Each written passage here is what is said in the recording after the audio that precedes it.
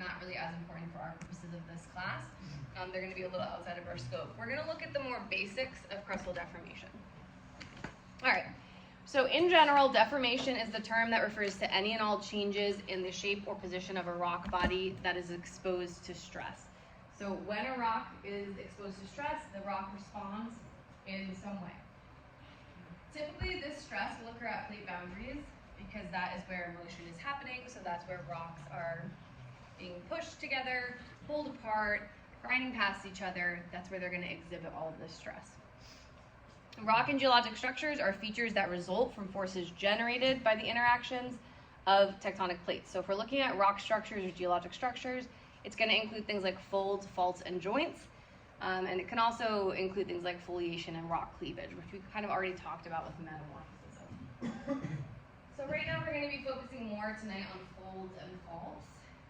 We talked a little bit about joints as well when we talked about weathering and columnar jointing. We talked about like removal of pressure from certain rocks that expand outwards. This is what we're going to look at tonight. So this here is an example of a deformed rock, right? We know this is deformed because we know that this is sedimentary rock. We can see the layering. And we know that sedimentary rock should be put into flat layers based on two principles. The law of original horizontality tells us that they should be flat, and then the law of lateral continuity says they should extend out on all sides.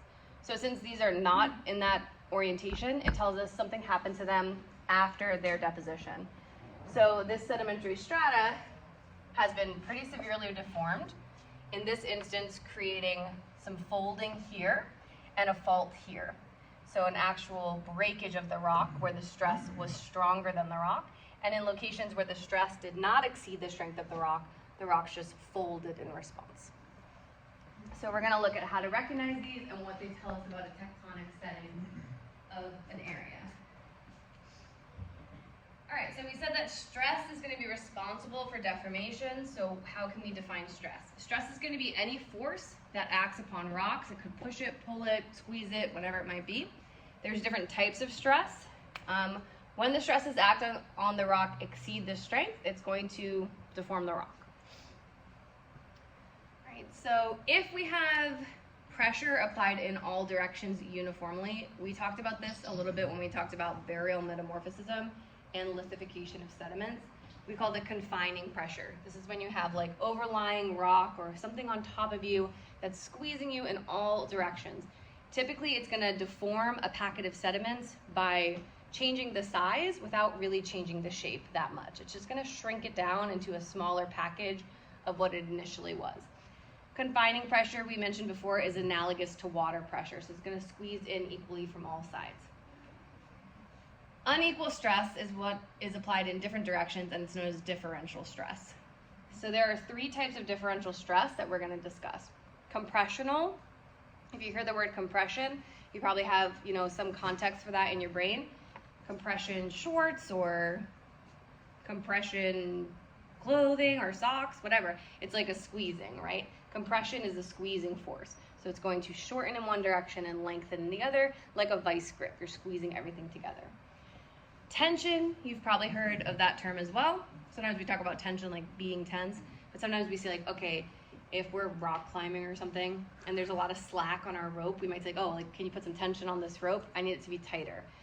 Or if you have a tension wire, it's taut, it's really, really tight.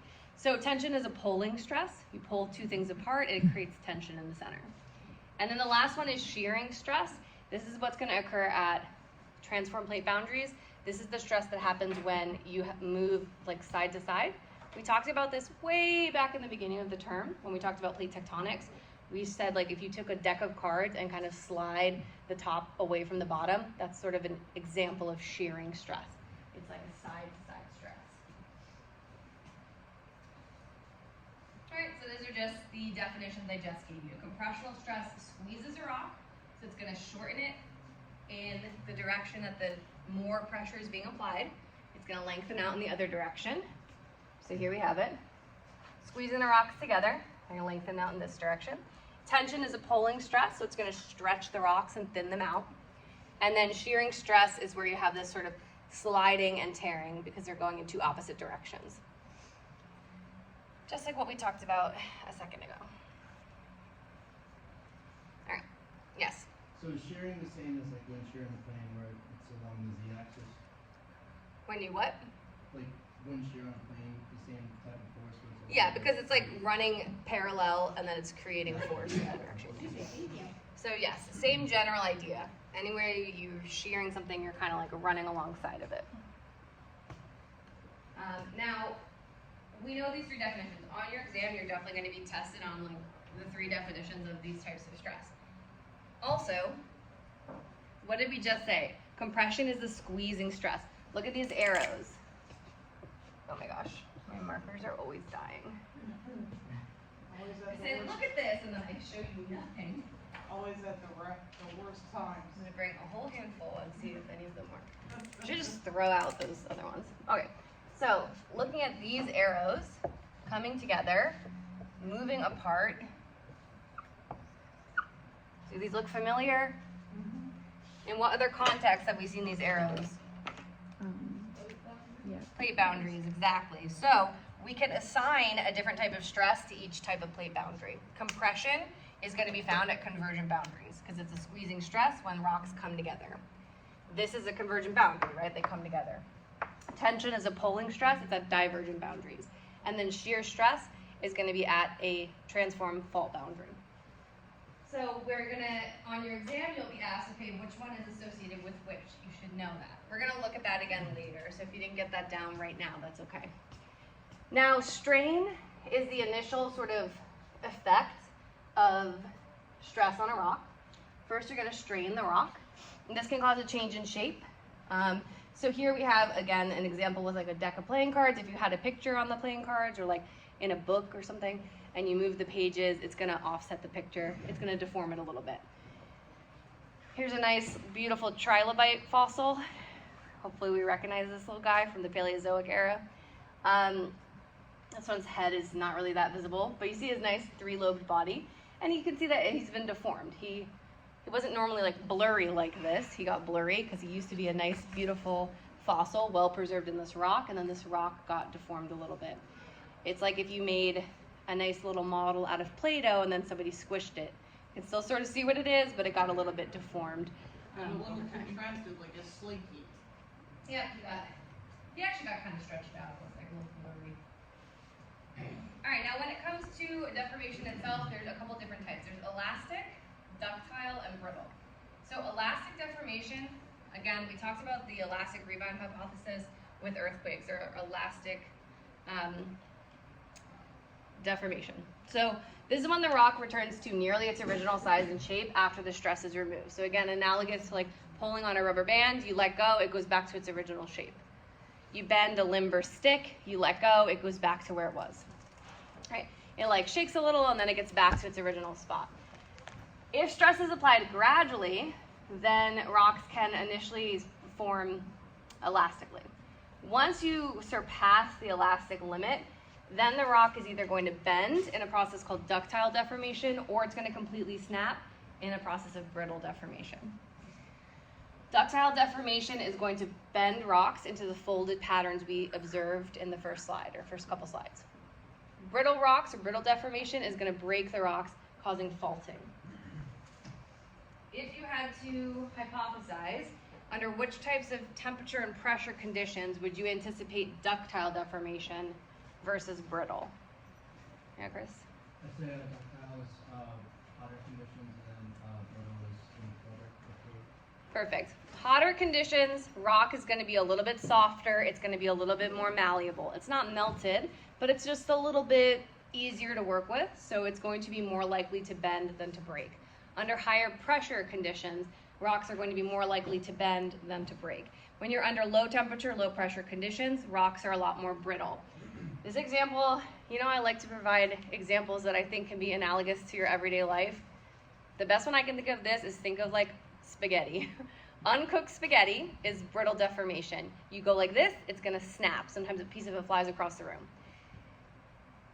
Cooked spaghetti would be ductile deformation. You hold a stack of it and you go like this, it doesn't snap in half, it just bends because it's nice and malleable, right? It still could change shape, but it's going to stay together as one cohesive piece. So that'd be sort of the difference between ductile and brittle deformation.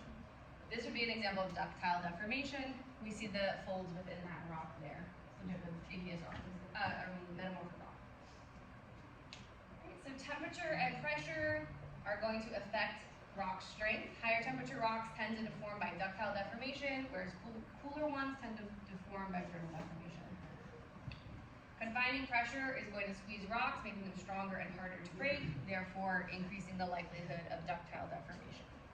So more pressure, more temperature, more likely to bend and break. Just gotta go fortune and fire. Other factors that affect the strength of the rock are going to include the obvious composition of the rock in the first place. Some materials are just stronger than others. We know that. We've measured minerals on the Mohs scale. We know that they range from very soft, I can break it in my hands, to much harder. So like a rock like shale that I can literally break apart in my hands probably isn't going to be able to withstand very much stress from like a tectonic boundary. But a rock that is harder and stronger, it's going to have more strength, it's going to be harder to break. So igneous rocks and some metamorphic rocks, particularly those that have undergone high-grade metamorphism, are going to tend to be stronger, and therefore they're unlikely to experience ductile deformation. Once you get to the point of breakage for them, you're fully breaking them. You're not really going to bend them, most likely. Sedimentary and metamorphic rocks with zones of weakness, more likely to experience ductile. And then time itself, forces applied gradually over a long period of time, generally result in ductile deformation. This again should probably be sort of common sense. It's this whole idea of like if you are exposed to changes gradually, you adapt to those changes, you don't even always notice those changes. So if the forces are applied gradually over time, building and building, the rocks can respond by sort of bending instead of breaking. If you took a second rock and applied that same amount of force all at once, you might break it because just the amount of time allows for the rock to bend.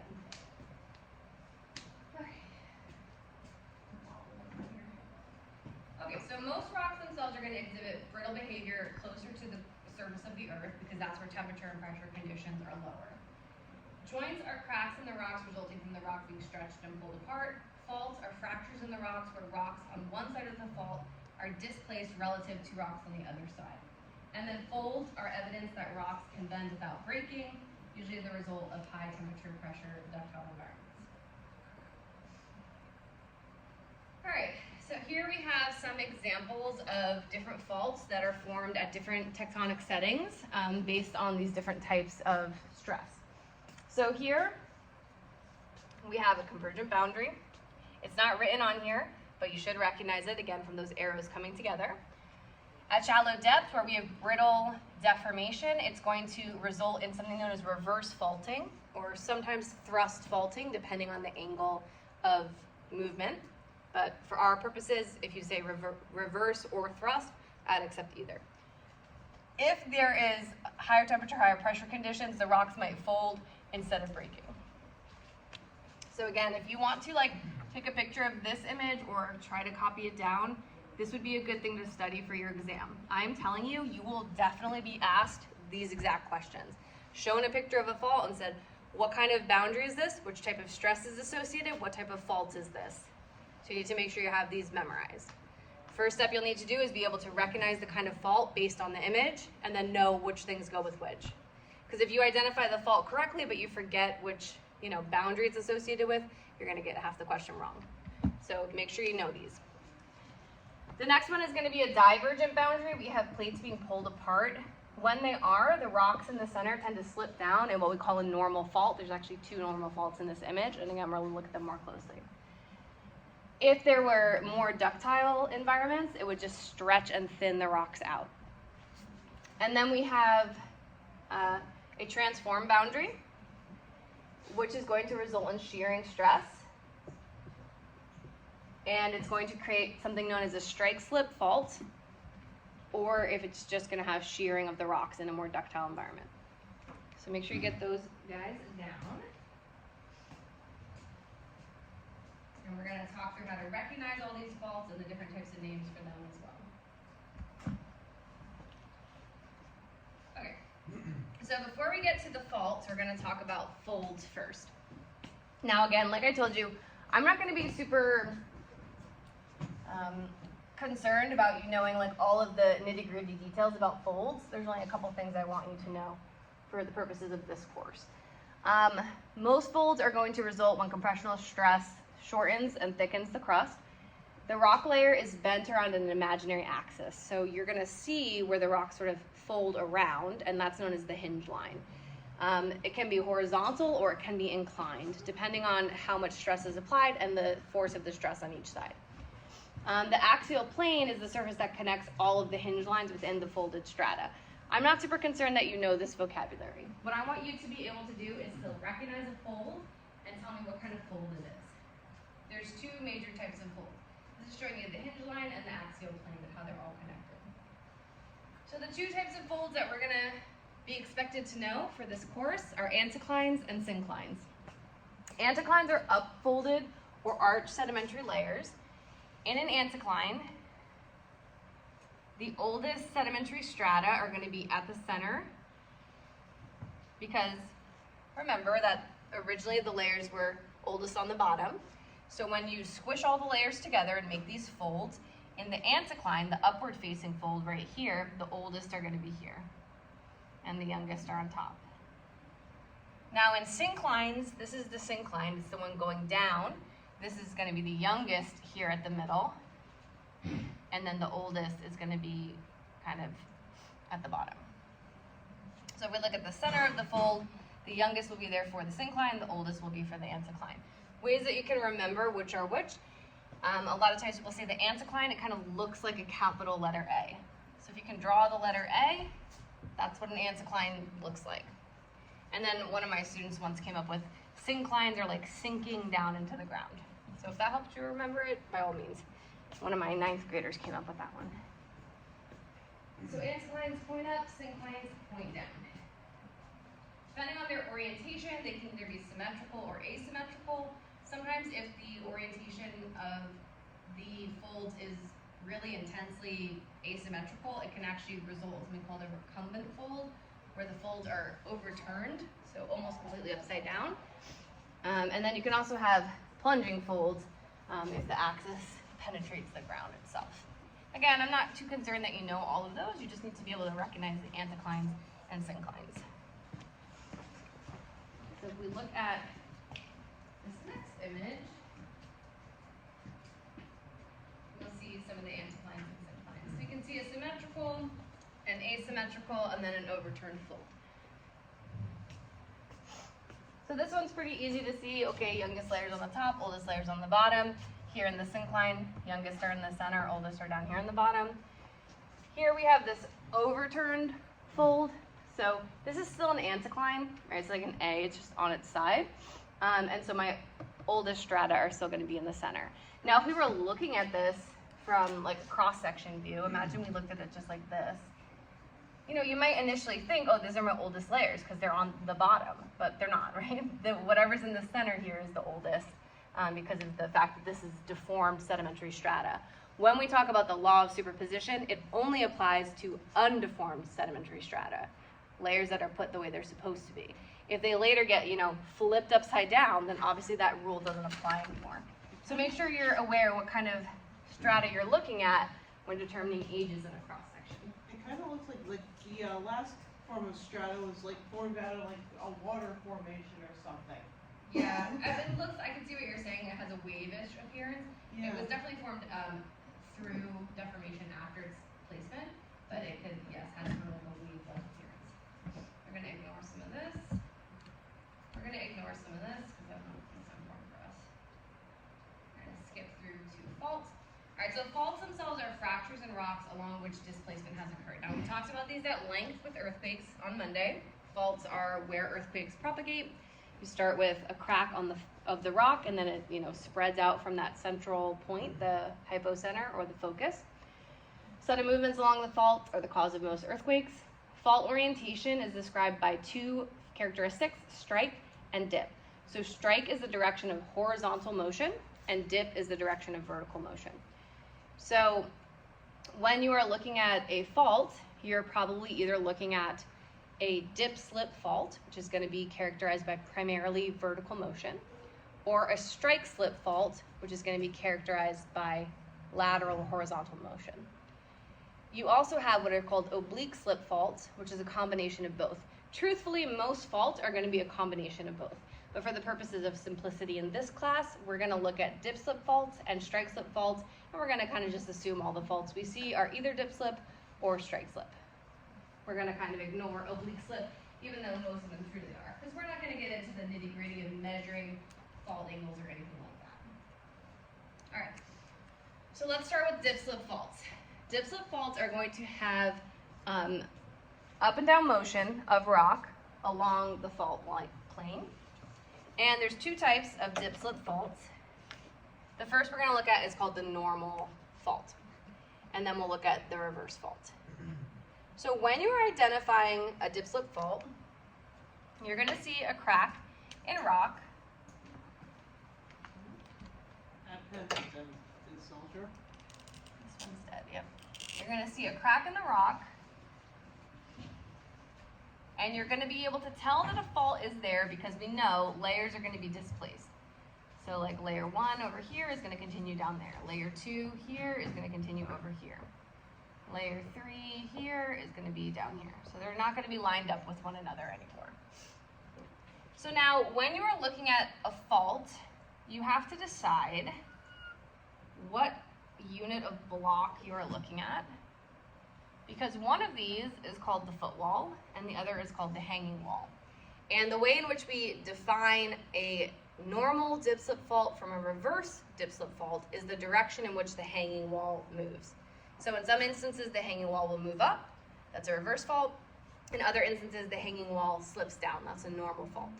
So in order to figure out what kind of fault we're looking at, first step we need to identify what is the footwall and what is the hanging wall in this model.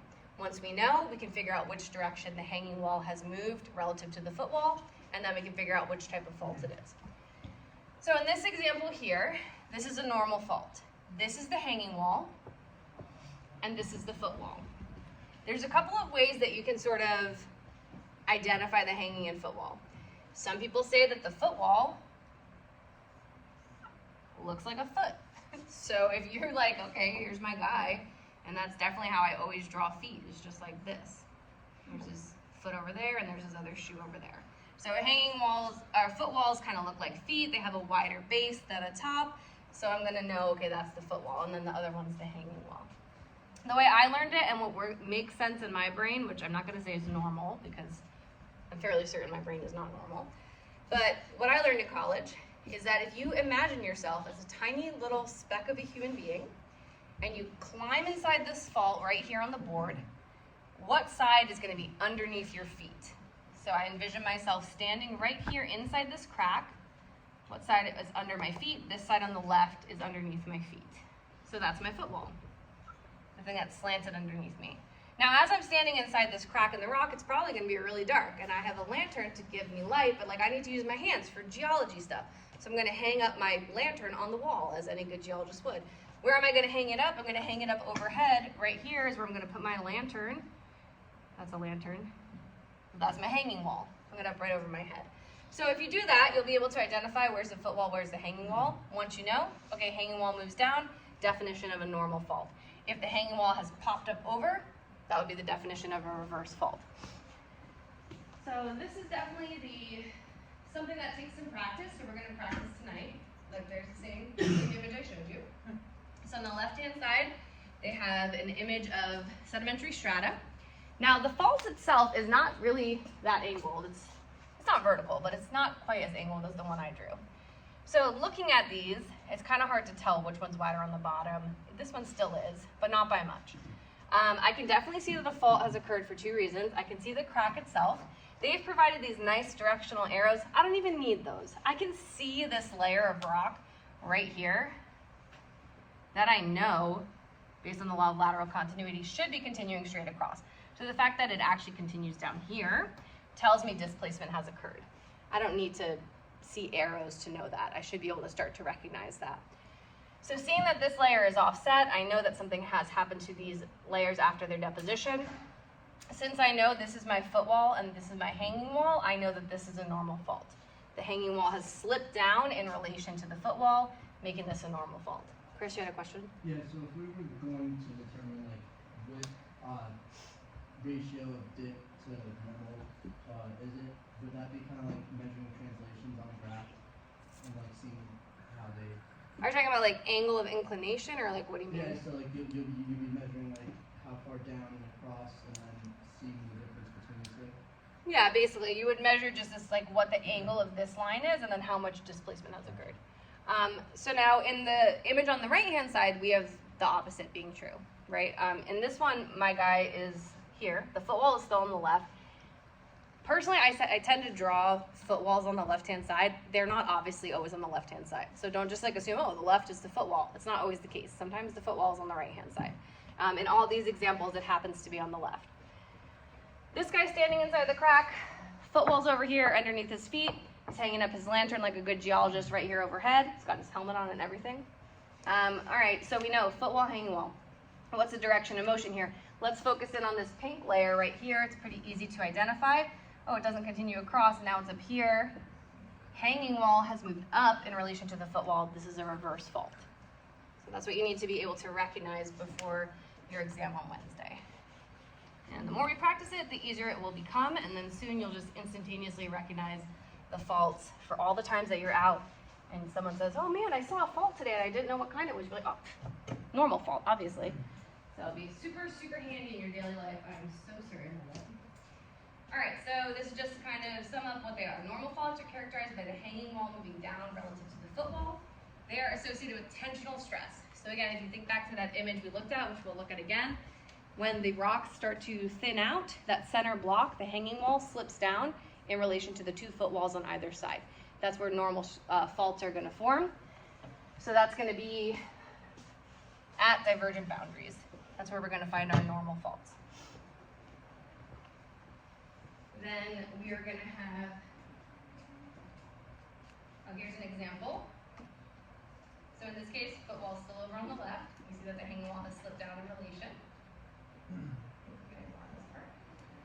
And we're going to look at reverse faults. Reverse faults are characterized when the hanging wall moves up relative to the footwall. So in these instances, the rocks are crashing together, so the hanging wall pops up over the footwall. It gets like forced upwards, and that is associated with compressional stress at convergent boundaries.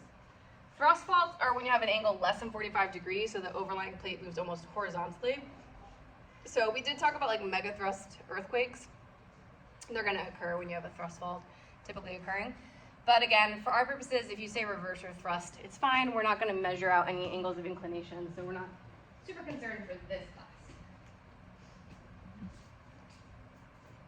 All right, compressional stress is shown here. We have this blocks of rock coming together, and in this case, the hanging wall is popping up over the footwall. Look, we have the footwall on the right-hand side for once. So you could see either way, we know this is where we're going to stand. This is our hanging wall up overhead. It pops up. Sometimes you can't see like the actual top here. So when you look at them, they might just be layers like this in a cross section. So you're not going to really be able to see like one actually literally popped up over the other or hanging down, but you'll be able to see it in how the layers are offset. So just be mindful of that. So once these pop up, look, erosion's going to wear them down pretty quick. Very common in mountain building areas, since that's where convergent boundaries are occurring.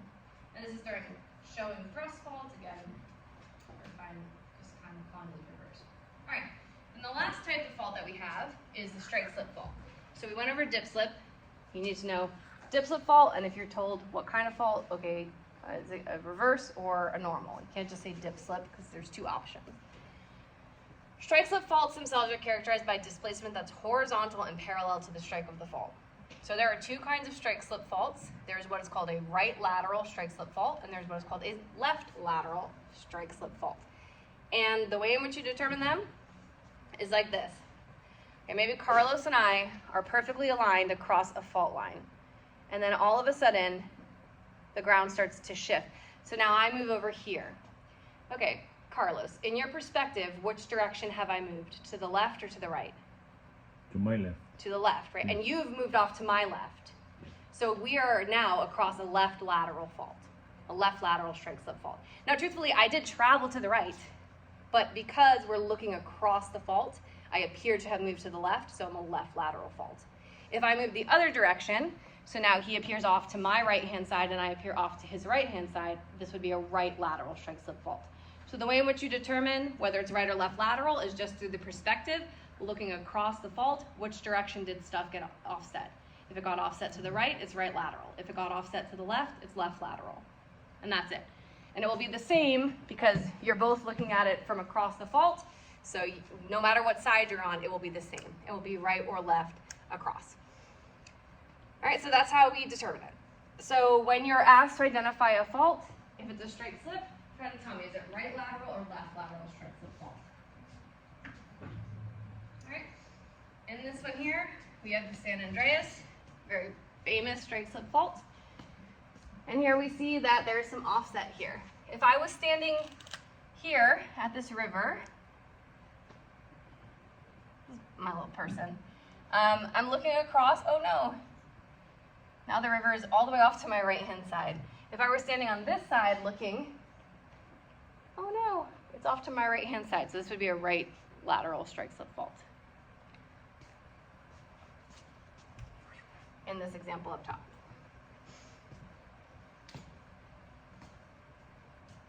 Okay.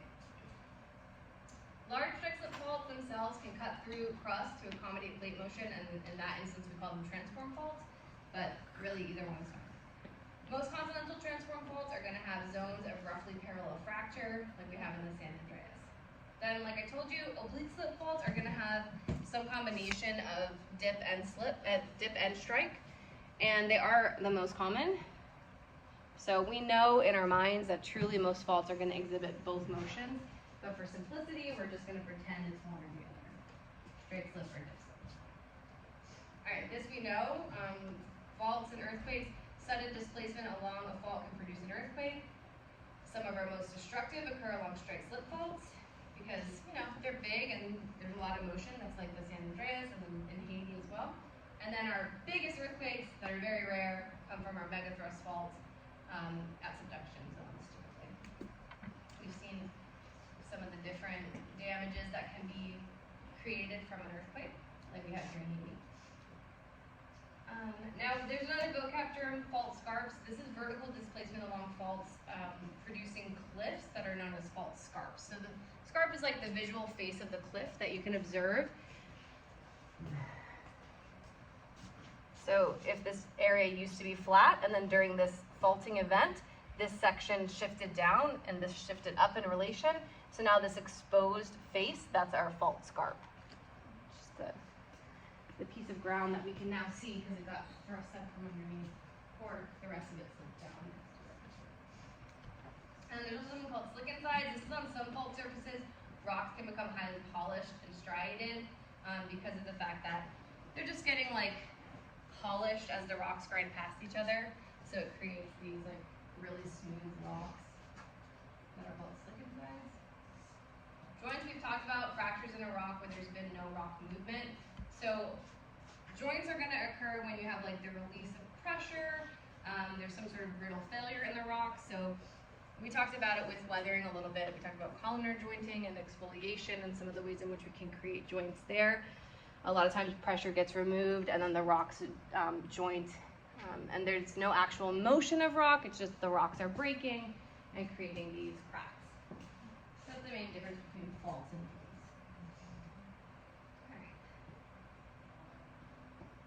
We're not going to look too much at this. This is just talking about how we can use remote sensing technologies to identify different rock structures in an area and learn about the area's history. So we're not going to worry too much about it because, like I said, it's not so great for our purposes. This is like we would be able to maybe look at something like this and kind of analyze some of what we're observing, but I'm not going to have you do any of the manuals. So